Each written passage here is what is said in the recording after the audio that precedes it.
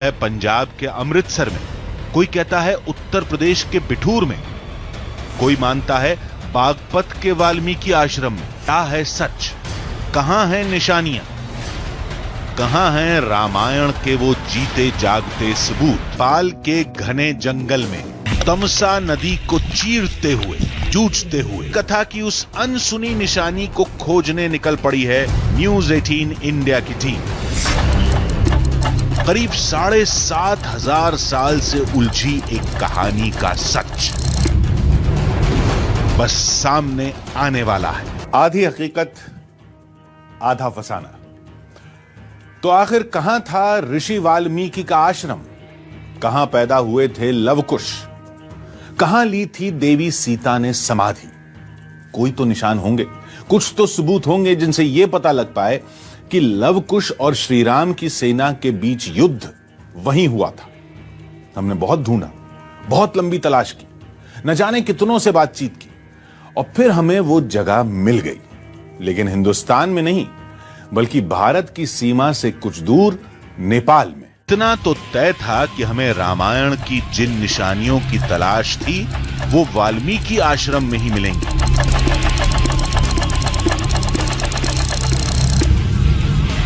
और रामायण काल के असली वाल्मीकि आश्रम को तलाशना ही सबसे मुश्किल काम था।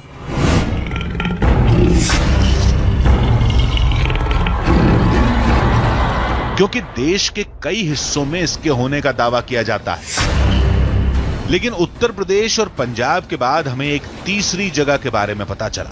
वो था नेपाल के चितवन का वाल्मीकि आश्रम, जिसका दावा तीनों आश्रमों के मुकाबले ज्यादा मजबूत माना जाता है। वजह है इसकी भौगोलिक स्थिति, जो आज के मिथिला और जनकपुर के काफी करीब है, और जिस जगह से सीता के जन्मस्थान की कहानी जुड़ती है वो सीतामढ़ी भी नजदीक है। फिर हमारी टीम राम कथा के अंतिम अध्याय से जुड़ी निशानियों की तलाश में भारत नेपाल के सीमावर्ती इलाके वाल्मीकि नगर पहुंच गई। अयोध्या से किष्किंधा तक और रामेश्वरम से श्रीलंका तक भगवान श्री राम की निशानियां जहां जहां नजर आई वहां वहां हम पहुंचे और उनकी तस्वीरें आपके सामने रख दी। लेकिन क्या कुछ ऐसा नहीं जिससे आप अब भी अनजान हैं? नमस्कार, मेरा नाम जितेश है और आज हम मौजूद हैं भारत नेपाल की सीमा पर वाल्मीकि नगर में, और हमारी मंजिल है सीमा के उस पार नेपाल के वाल्मीकि आश्रम में, जिसके बारे में आपने बहुत कुछ सुना होगा, कई जगह पढ़ा होगा, लेकिन उसकी तस्वीरें नहीं देखी होगी। बिहार के वाल्मीकि नगर से नेपाल के वाल्मीकि आश्रम जाने के लिए अब इस टाइगर रिजर्व एरिया को पार करना था। इस वक्त हम जिस जगह पर मौजूद है वो जगह कितनी एक्साइटिंग है ये हमें बताने की जरूरत नहीं है। हम वाल्मीकि टाइगर रिजर्व के एक दरवाजे के बाहर खड़े हैं। ये पूरा इलाका ऐसे टाइगर रिजर्व का ही है। इस दरवाजे के अंदर से अब हमें वाल्मीकि आश्रम की तरफ जाना है, जो यहाँ से करीब 5 से 7 किलोमीटर की दूरी पर भारतीय सीमा समाप्त हो जाएगी। वहां पे तमसा नदी का किनारा मिलेगा और दूसरी तरफ नेपाल आएगा।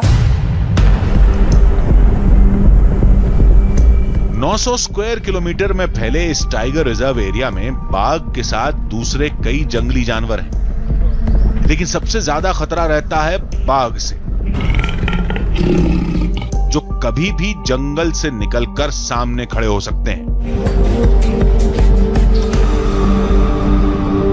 जब भी आप किसी जंगल सफारी पर निकलते हैं तो आपका क्या मकसद होता है? जाहिर है यही कि यदि आप किसी टाइगर रिजर्व में हैं तो किसी टाइगर को स्पॉट कर ले, जंगली जानवरों को स्पॉट करे, जो वाइल्ड लाइफ है उसको देख ले। लेकिन फिलहाल हमारी जो मंजिल है यानी वाल्मीकि आश्रम की तरफ हम जब जा रहे हैं तो हम ये चाहते हैं कि हम इस टाइगर रिजर्व में कोई टाइगर न देखें, क्योंकि इसका मतलब ये होगा कि जंगल के अंदर टाइगर्स हैं और जो रास्ता हमारा है वाल्मीकि आश्रम का वो कम खतरनाक है, वो लगभग सुरक्षित होगा। आधा रास्ता गुजर जाने तक कोई जंगली जानवर नहीं दिखा तो हमने राहत की सांस ली, लेकिन खतरा अभी टला नहीं था। वाल्मीकि आश्रम पहुंचने के हमारे पूरे सफर का एक पड़ाव पूरा हो चुका है। अब दूसरा पड़ाव शुरू होने जा रहा है, जो हमें पैदल ही तय करना है। पूरे रास्ते तक जो भारत और नेपाल की सीमा है वहां पे हम जाएंगे और फिर नदी को पार करके दूसरी तरफ नेपाल में वाल्मीकि आश्रम की तरफ चलेंगे। टाइगर रिजर्व में पैदल चलना बहुत खतरनाक होता है। किसी भी वक्त बाघ के खूनी पंजे शरीर को लहूलुहान कर सकते हैं। लेकिन वाल्मीकि आश्रम जाने के लिए पैदल चलने के अलावा कोई चारा नहीं था। इस वक्त जंगल के जिस इलाके में हम पहुंच गए हैं वहां से आगे का रास्ता ही नहीं पता चल पा रहा है, और ये सबसे बड़ी परेशानी है। इस जंगल के अंदर तमाम जंगली जानवरों का खतरा है, लेकिन उससे पहले हमारे लिए मुसीबत है रास्ते का बिल्कुल पता नहीं चल पाना। और इस तरह के जो पौधे यहाँ पे हैं, जो कांटेदार पौधे हैं, उसको पार करना बहुत बड़ी परेशानी बन गई है। चारों तरफ ये कांटेदार पौधे हैं जिनको पार करते हुए हमें कम से कम रास्ता खोजना है जिससे हम आगे जा सके, और जितना जल्दी हो सके वो हमें करना होगा ताकि हम निकल सके।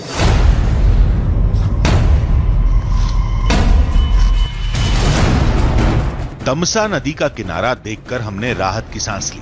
मतलब त्रेता युग का वो अद्भुत साक्ष्य बेहद करीब था। अब हम अपनी मंजिल के बेहद करीब पहुंच चुके हैं। ये तमसा नदी का किनारा है, वो तमसा नदी जो आज भारत और नेपाल के बीच की जो बाउंड्री है उसको डिसाइड करती है। इस इलाके में इस नदी के एक तरफ भारत है, दूसरी तरफ नेपाल है। लेकिन इस नदी की कहानी सिर्फ इतनी नहीं है कि ये दोनों देशों के बीच में सीमा रेखा का काम करती है, बल्कि कहानी बहुत बड़ी है, बहुत पुरानी है। वो पूरी कहानी भी आपको बताएंगे, लेकिन पहले इस नदी को पार करते हैं। बताया जाता है कि रामायण के लिखे जाने की कहानी इसी पौराणिक नदी से जुड़ी है। कहानी कुछ ऐसी है कि एक बार महर्षि वाल्मीकि तमसा नदी किनारे पूजा कर रहे थे। तभी एक शिकारी ने उनके सामने ही एक सारस को मार डाला। सारस की मौत से दुखी होकर महर्षि ने उस शिकारी को श्राप दे दिया। श्लोक से ही महर्षि वाल्मीकि को रामायण लिखने की प्रेरणा मिली थी। वाल्मीकि नगर के घने जंगल को भी हमने पार कर लिया और तमसा नदी के किनारे को भी पार करके अब हम अपने देश की सीमा से बाहर नेपाल आ चुके हैं। हिंदुस्तान दूसरी तरफ है नदी के और यहाँ से नेपाल शुरू हो चुका है। वाल्मीकि आश्रम के बिल्कुल करीब हम पहुंच चुके हैं, जिसके लिए हमने इतने देर से अपना सफर शुरू किया हुआ था। यहाँ पर संस्कृति दोनों देशों की बिल्कुल सेम है। रामायण की कथा की शुरुआत ठीक इसी जगह से हुई थी। अब इसके बाद भाषा बदल जाएगी, दूसरी तरफ हिंदी बोली जाती है, यहाँ पर नेपाली बोली जाएगी। लिपि बिल्कुल सेम है, लेकिन यहाँ पे भाषा बदल जाएगी और उसके बाद हमारा सफर और ज्यादा रोमांचक होगा। दावे के मुताबिक इस जगह की कहानी रामायण के उस वक्त से जुड़ती है। कहते हैं यही वो वाल्मीकि आश्रम है जहां त्रेता युग में सीता रहा करती थी, जहां लव कुश का जन्म हुआ था और जहां सीता पाताल में समा गई थी। लेकिन हम इस बात को कैसे मान लें कि ये वही जगह है? तो लोगों ने बताया कि वाल्मीकि आश्रम की भौगोलिक स्थिति को लेकर रामायण में जैसा जिक्र किया गया है, यह आश्रम ठीक उसी जगह पर है।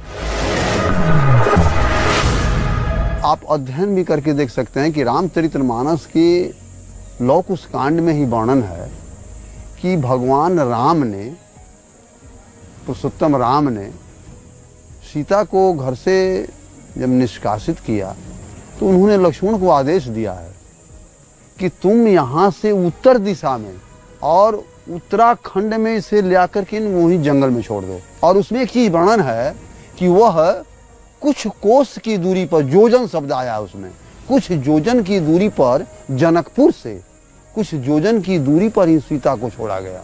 तो अयोध्या से उत्तर का अर्थ है कि ठीक यही दिशा जहाँ हम बैठे हैं, जनकपुर के करीब यही जगह जहां हम बैठे हैं।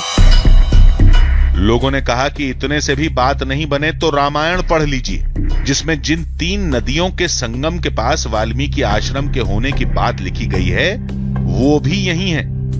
एक सबसे अहम प्रमाण मिला कि उसमें शब्द नारायणी है, जो गंडक नदी के लिए जो शब्द प्रयोग किया गया है वो नदी यही है। और खास करके उसमें एक चीज है, 3 नदियों के संगम से, सोन गंगा, श्वेत गंगा, सोन गंगा और काली भद्र, ये तीनों के संगम प्लेस के पास ही वाल्मीकि रहते थे। जो आपके बगल से सोनभद्र बह रहा है, आगे में आपको काली गंगा मिलेगी और उसके बाद श्वेत भद्र। तो श्वेत भद्र, काली गंगा और सोनभद्र, ये तीनों नदियों के संगम पर ही तो रहते थे वाल्मीकि। तो ऐसा और कौन सा संगम है? ऐसा कोई किसी नदी का नाम बता दीजिए जिसमें 3 नदियां मिली हों। लेकिन इन सारे तर्कों से परे हैं वो निशानियां जिनका जुड़ाव रामायण से बताया जाता है, जो आश्रम के हर कोने में देखने को मिल जाती है। यहाँ आप अभी भी देख सकते हैं, ये सीता माता पाताल प्रवेश स्थल, जहाँ 88,000 ऋषियों ने तपस्या की थी, जहाँ लव कुश ने घोड़े को बांधा था। ये अमृत कुआं है, जहाँ ये सीता माता बैठकर कंद मूल फल फूल खाया करती थी। और रामचरितमानस जो वाल्मीकि रामायण की रचना हुई, जो उन्होंने तपस्या की, तो यह इनकी साधना भूमि है। सीता जी इस वाल्मीकि आश्रम में एक सामान्य महिला की तरह रहती थी, जिनसे जुड़ी कई चीजें आज भी देखने को मिल जाती हैं। जैसे ये विशाल सिलबट्टा, दावे के मुताबिक त्रेता युग में सीता इसका इस्तेमाल करती थी। कहा जाता है कि अभी का मानव लोग बहुत छोटे होते हैं, लेकिन वास्तव में उस समय में त्रेता युग में 7 हाथ के इंसान होते थे। तो उसी तरह से ये सिलवट और लोहरी का ढांचा भी बड़ा है, और इसमें सीता माता ने इस सिलवट लोहरी पर अपना जड़ी बूटी मसाला, जो भोजन के परिकार थे, वो सीता माता यहीं पर पीसती थी। आप लोग इसको मानते हैं कि त्रेता युग से उतने वक्त से ये मौजूद रहा? जी हाँ, किंवदंती और वेद पुराण के हिसाब से देखा जाए तो उसी समय का माना गया है। इस आश्रम का हर कोना रामायण के अंतिम अध्याय से जुड़ा बताया जाता है। अब इसको लेकर कहा जाता है कि सीता जी यहां अपना घड़ा रखा करती थी। ये कौन सी जगह है पुजारी जी? ये सीता माता को गागरो रखने ठाव। इसका मतलब ये होता है कि सीता माता जो तामसा नदी से जल भर के लाती थी, तो उस जल को यहाँ पर रखा जाता था घड़ा में। अच्छा, तो ये जो निशान बने हुए हैं जी, ये जो निशान है, आप कह रहे हैं कि घड़ा रखने के निशान? जी, उस वक्त घड़ा रखा जी, घड़ा रखा जाता था। उस वक्त सोने की, तांबे की, पीतल की घड़ा होती थी। तो ये घड़ा इस पत्थर के ऊपर रखने से घिस गया है, तो इस वजह से इसमें निशान कुछ रह गए हैं। यहां आने वाले आम लोगों के दिमाग में इस जगह की पौराणिकता को लेकर कोई सवाल नहीं होता। यहाँ की हर निशानी में लोगों को राम और सीता का अक्स दिखता है। चितौन राष्ट्रीय निकुंज है, जहाँ पर वाल्मीकि ने यहाँ बैठकर रामायण का रचना किया था। और यहाँ सीता जी को यही आश्रम था, यहीं बैठ के उनने लव कुश का जन्म दिया। और यहाँ पर निशान है जो राम का अश्वमेध यज्ञ में जो छोड़ा हुआ घोड़ा है, वो बांधे वाला जगह है। सीता जी के पाताल प्रवेश करके स्थान है, जो अभी भी है यहाँ। हम पौराणिक कथाओं के उलझे तारों को सुलझाने में जुट गए। जब हमने इस सिलसिले में धाम के पुजारी से बात की, तो इनसे एक अलग ही बात सुनने को मिली। हवन कुंड में कभी कभी आग अपने आप प्रज्वलित होता, अपने जलता है। दूर से देखने पर लगता है कोई इंसान मानवीय कद में बैठकर वो आग जो है वो हवन कर रहा है या सेक रहा है, वह अग्नि का उपभोग कर रहा है। वो देखने के लिए दृश्य प्रत्यक्ष बहुत लोगों ने देखा है। आपको भी? बिल्कुल बिल्कुल, कितने बार देखा। कभी कभी सीता जी माता जी का एक ऐसा आभास होता है, जैसे इस मंदिर में कभी देर भी हो जाता है पूजा के लिए होता है, तो दरवाज़ा खोल के जब हम यहाँ पहुँचते हैं तो ये मूर्ति से मालूम पड़ता है कोई निकला है। अब इस रहस्य को सुलझाने के साथ हमें वो जगह देखनी थी जहां लव कुश का जन्म हुआ था। वो खंबा देखना था जहां लव कुश ने श्री राम के अश्वमेध यज्ञ का घोड़ा बांधा था। वो जगह भी तलाश करनी थी। कहने वाले तो बहुत कुछ कहेंगे, हजारों तर्क भी देंगे, लेकिन लंबी मशक्कत के बाद हम जिस जगह पर पहुंचे थे उसका सच हमसे बेहतर कौन जानता था। राम कथा का हर दावा हमारी आंखों के सामने था। ठीक सामने थी वो जगह जिसे लव कुश की जन्म भूमि माना गया। सामने थी लव कुश की 7,500 साल पुरानी पाठशाला, वो खंबा भी जहां श्री राम के अश्वमेध यज्ञ का घोड़ा बांधा गया था। इन्हें तो खारिज भी कर देते, लेकिन उस निशानी को कैसे झुटलाते जो देवी सीता की समाधि की आज भी गवाह है। लव कुश की जन्मभूमि की तलाश में हमारी टीम नेपाल में चितवन के घने जंगल में पहुंच चुकी थी। दावा है कि इस जगह पर रामायण के अंतिम अध्याय से जुड़ी कई असली निशानियां हैं। असली का मतलब यह है कि लोगों के मुताबिक यहां के ज्यादातर साक्ष्य खुदाई में निकले हैं। वो बड़ी प्राचीनतम कोई बना बनाया चीज़ नहीं है। और जो कुछ अवशेष पाए गए हैं, हम पहले आते थे तो यहाँ पर वैसे खनन नहीं हुआ था, लेकिन बाद में उसका खनन करके, खोज करके, निकाल करके उन शिलाखंडों को पाया गया तो बहुत प्राचीन शिलाखंड मिले।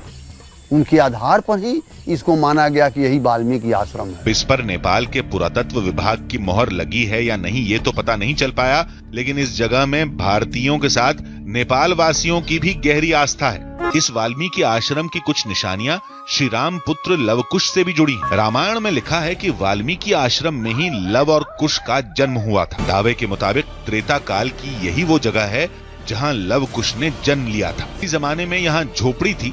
आज इस जगह को उन शिलाओं से घेर दिया गया है जो खुदाई में यहाँ से निकली थी। वाल्मीकि आश्रम में मौजूद है ये लव कुश का जन्म स्थान, यानी रामायण में भगवान श्री राम के बाद उनकी आगे की जो पीढ़ी शुरू हो रही है लव कुश से, उसका जन्म स्थान इस जगह पर है वाल्मीकि आश्रम में।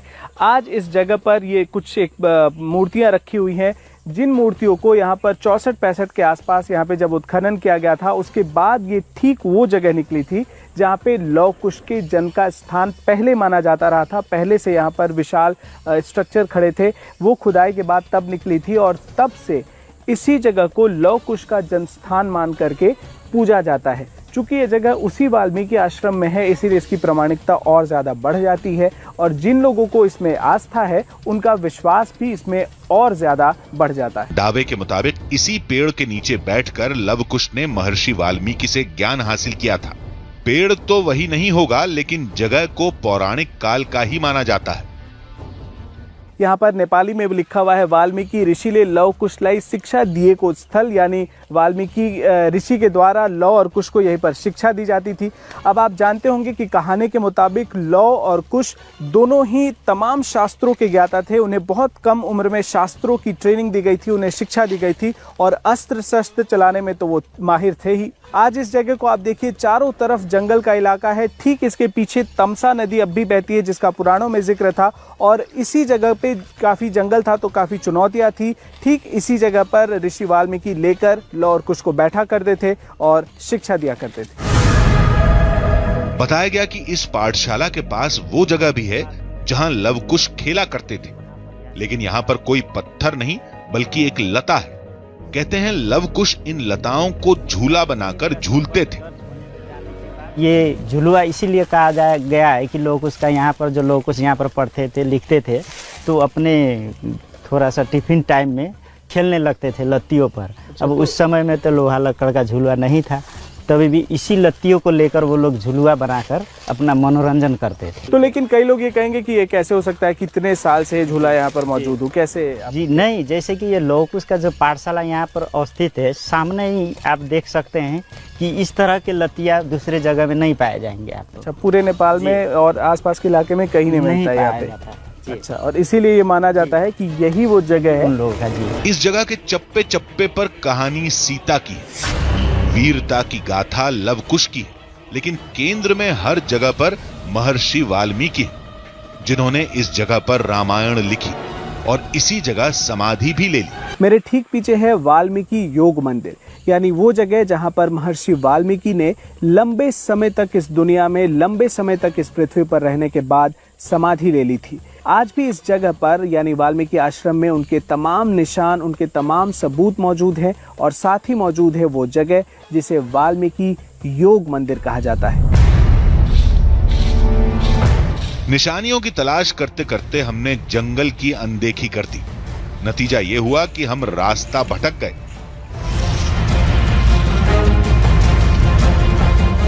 जंगली हाथियों को लेकर हमारी टीम को पहले भी चेतावनी मिल चुकी थी, लिहाजा बहुत सावधानी के साथ आश्रम में वापस जाने का रास्ता तलाशना था।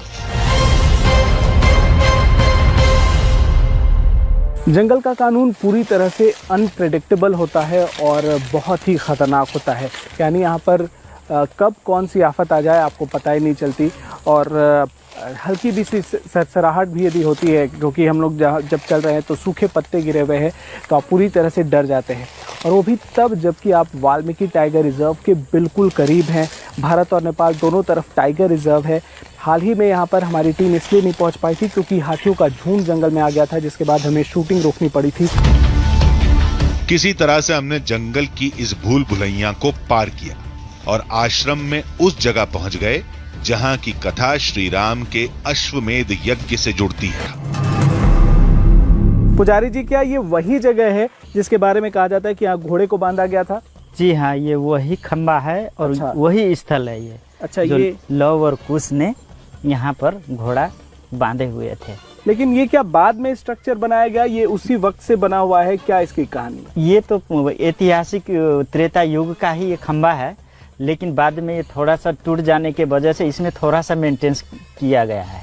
अच्छा, इनको सुरक्षित करने के लिए। तो ये आप जो देख रहे हैं इस वक्त, ये कोई हाल का बनाया हुआ, सिर्फ इसको मेंटेन करने के लिए थोड़ा सा इस पे कंस्ट्रक्शन किया गया है। लेकिन मान्यता है कि ये त्रेता युग से ठीक इसी जगह पर वाल्मीकि आश्रम में मौजूद है और शायद ये वाल्मीकि आश्रम में जितने भी साक्ष्य मौजूद हैं उनमें से सबसे बड़ा साक्ष्य है, क्योंकि ठीक इसी तरह से वो खंबे होते हैं जहां पर घोड़े को बांधा जाता है। और इस मंदिर में भी यही खंबा मौजूद है जिस पे घोड़े को बांधा गया था। अश्वमेध यज्ञ के घोड़े को यहाँ पर लव कुश ने बांध दिया था, रोक दिया था।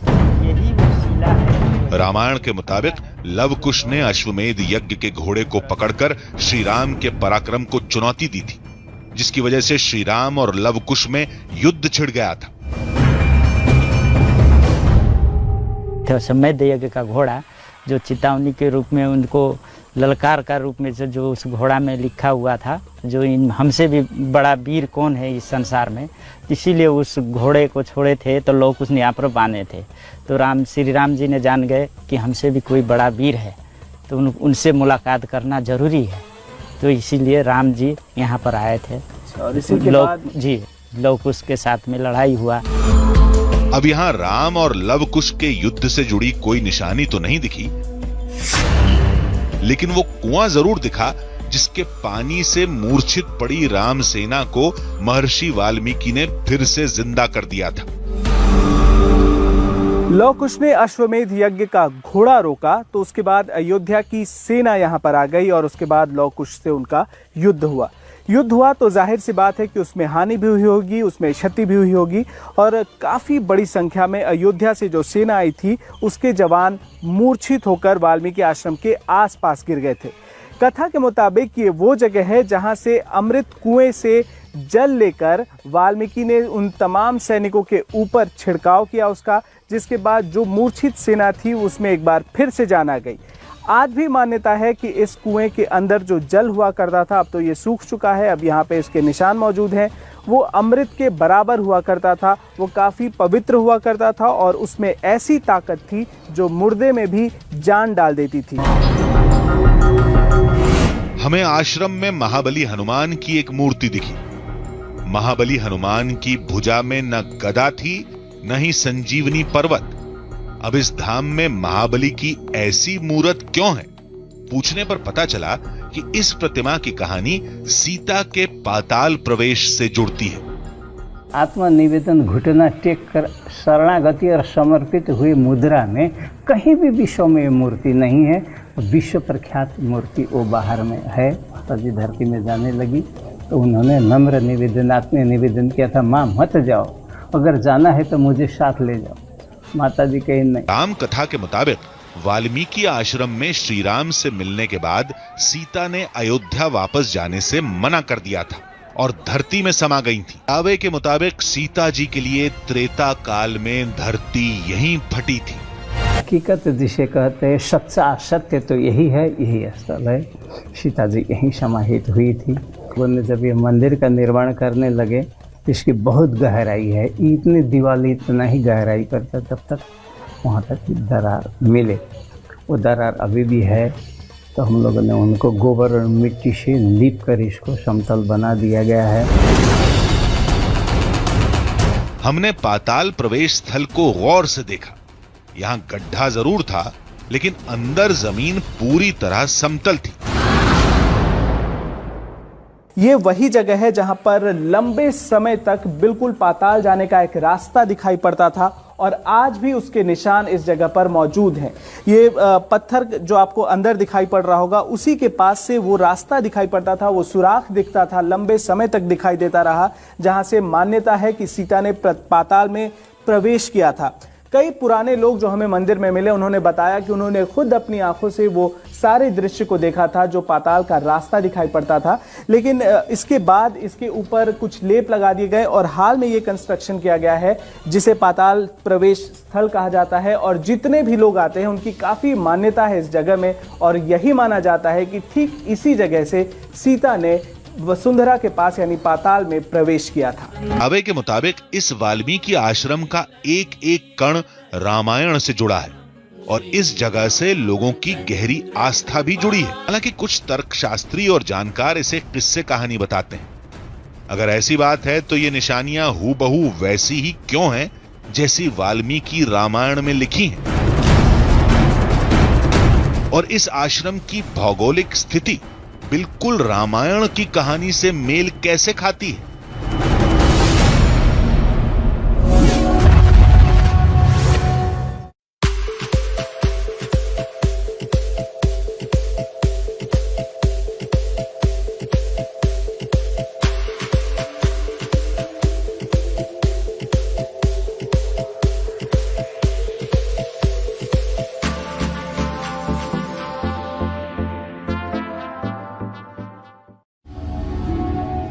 कोई कहता है पंजाब के अमृतसर में, कोई कहता है उत्तर प्रदेश के बिठूर में, कोई मानता है बागपत के वाल्मीकि आश्रम में। क्या है सच? कहां हैं निशानियां? कहां हैं रामायण के वो जीते जागते सबूत? पाल के घने जंगल में तमसा नदी को चीरते हुए, जूझते हुए कथा की उस अनसुनी निशानी को खोजने निकल पड़ी है न्यूज 18 इंडिया की टीम। करीब 7,500 साल से उलझी एक कहानी का सच बस सामने आने वाला है। आधी हकीकत आधा फसाना। तो आखिर कहां था ऋषि वाल्मीकि का आश्रम? कहां पैदा हुए थे लवकुश? कहां ली थी देवी सीता ने समाधि? कोई तो निशान होंगे, कुछ तो सबूत होंगे जिनसे यह पता लग पाए कि लवकुश और श्रीराम की सेना के बीच युद्ध वहीं हुआ था। हमने बहुत ढूंढा, बहुत लंबी तलाश की, न जाने कितनों से बातचीत की, और फिर हमें वो जगह मिल गई। लेकिन हिंदुस्तान में नहीं, बल्कि भारत की सीमा से कुछ दूर नेपाल में। इतना तो तय था कि हमें रामायण की जिन निशानियों की तलाश थी वो वाल्मीकि आश्रम में ही मिलेंगी।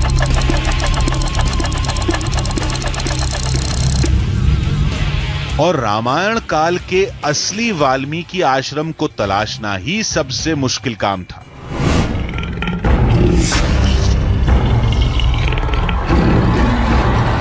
क्योंकि देश के कई हिस्सों में इसके होने का दावा किया जाता है, लेकिन उत्तर प्रदेश और पंजाब के बाद हमें एक तीसरी जगह के बारे में पता चला। वो था नेपाल के चितवन का वाल्मीकि आश्रम, जिसका दावा तीनों आश्रमों के मुकाबले ज्यादा मजबूत माना जाता है। वजह है इसकी भौगोलिक स्थिति, जो आज के मिथिला और जनकपुर के काफी करीब है। और जिस जगह से सीता के जन्मस्थान की कहानी जुड़ती है, वो सीतामढ़ी भी नजदीक है। फिर हमारी टीम राम कथा के अंतिम अध्याय से जुड़ी निशानियों की तलाश में भारत नेपाल के सीमावर्ती इलाके वाल्मीकि नगर पहुंच गई। अयोध्या से किष्किंधा तक और रामेश्वरम से श्रीलंका तक भगवान श्री राम की निशानियां जहां जहां नजर आई, वहां वहां हम पहुंचे और उनकी तस्वीरें आपके सामने रख दी। लेकिन क्या कुछ ऐसा नहीं जिससे आप अब भी अनजान हैं? नमस्कार, मेरा नाम जितेश है और आज हम मौजूद हैं भारत नेपाल की सीमा पर वाल्मीकि नगर में, और हमारी मंजिल है सीमा के उस पार नेपाल के वाल्मीकि आश्रम में, जिसके बारे में आपने बहुत कुछ सुना होगा, कई जगह पढ़ा होगा, लेकिन उसकी तस्वीरें नहीं देखी होगी। बिहार के वाल्मीकि नगर से नेपाल के वाल्मीकि आश्रम जाने के लिए अब इस टाइगर रिजर्व एरिया को पार करना था। इस वक्त हम जिस जगह पर मौजूद है वो जगह कितनी एक्साइटिंग है ये हमें बताने की ज़रूरत नहीं है। हम वाल्मीकि टाइगर रिजर्व के एक दरवाजे के बाहर खड़े हैं। ये पूरा इलाका ऐसे टाइगर रिजर्व का ही है। इस दरवाजे के अंदर से अब हमें वाल्मीकि आश्रम की तरफ जाना है, जो यहाँ से करीब 5 से 7 किलोमीटर की दूरी पर भारतीय सीमा समाप्त हो जाएगी। वहाँ पे तमसा नदी का किनारा मिलेगा और दूसरी तरफ नेपाल आएगा। 900 स्क्वायर किलोमीटर में फैले इस टाइगर रिजर्व एरिया में बाघ के साथ दूसरे कई जंगली जानवर हैं, लेकिन सबसे ज्यादा खतरा रहता है बाघ से, जो कभी भी जंगल से निकलकर सामने खड़े हो सकते हैं। जब भी आप किसी जंगल सफारी पर निकलते हैं तो आपका क्या मकसद होता है? जाहिर है यही कि यदि आप किसी टाइगर रिजर्व में हैं तो किसी टाइगर को स्पॉट कर ले, जंगली जानवरों को स्पॉट करे, जो वाइल्ड लाइफ है उसको देख ले। लेकिन फिलहाल हमारी जो मंजिल है यानी वाल्मीकि आश्रम की तरफ हम जब जा रहे हैं तो हम ये चाहते हैं कि हम इस टाइगर रिजर्व में कोई टाइगर ना देखें, क्योंकि इसका मतलब ये होगा कि जंगल के अंदर टाइगर्स हैं और जो रास्ता हमारा है वाल्मीकि आश्रम का वो कम खतरनाक है, वो लगभग सुरक्षित होगा। आधा रास्ता गुजर जाने तक कोई जंगली जानवर नहीं दिखा तो हमने राहत की सांस ली, लेकिन खतरा अभी टला नहीं था। वाल्मीकि आश्रम पहुंचने के हमारे पूरे सफर का एक पड़ाव पूरा हो चुका है। अब दूसरा पड़ाव शुरू होने जा रहा है, जो हमें पैदल ही तय करना है। पूरे रास्ते तक जो भारत और नेपाल की सीमा है वहां पे हम जाएंगे और फिर नदी को पार करके दूसरी तरफ नेपाल में वाल्मीकि आश्रम की तरफ चलेंगे। टाइगर रिजर्व में पैदल चलना बहुत खतरनाक होता है। किसी भी वक्त बाघ के खूनी पंजे शरीर को लहूलुहान कर सकते हैं, लेकिन वाल्मीकि आश्रम जाने के लिए पैदल चलने के अलावा कोई चारा नहीं था। इस वक्त जंगल के जिस इलाके में हम पहुंच गए हैं वहां से आगे का रास्ता ही नहीं पता चल पा रहा है और ये सबसे बड़ी परेशानी है। इस जंगल के अंदर तमाम जंगली जानवरों का खतरा है, लेकिन उससे पहले हमारे लिए मुसीबत है रास्ते का बिल्कुल पता नहीं चल पाना। और इस तरह के जो पौधे यहाँ पे हैं, जो कांटेदार पौधे हैं, उसको पार करना बहुत बड़ी परेशानी बन गई है।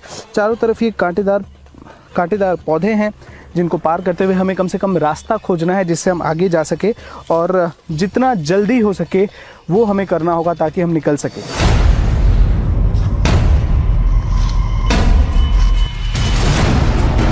तमसा नदी का किनारा देखकर हमने राहत की सांस ली। मतलब त्रेता युग का वो अद्भुत साक्ष्य बेहद करीब था।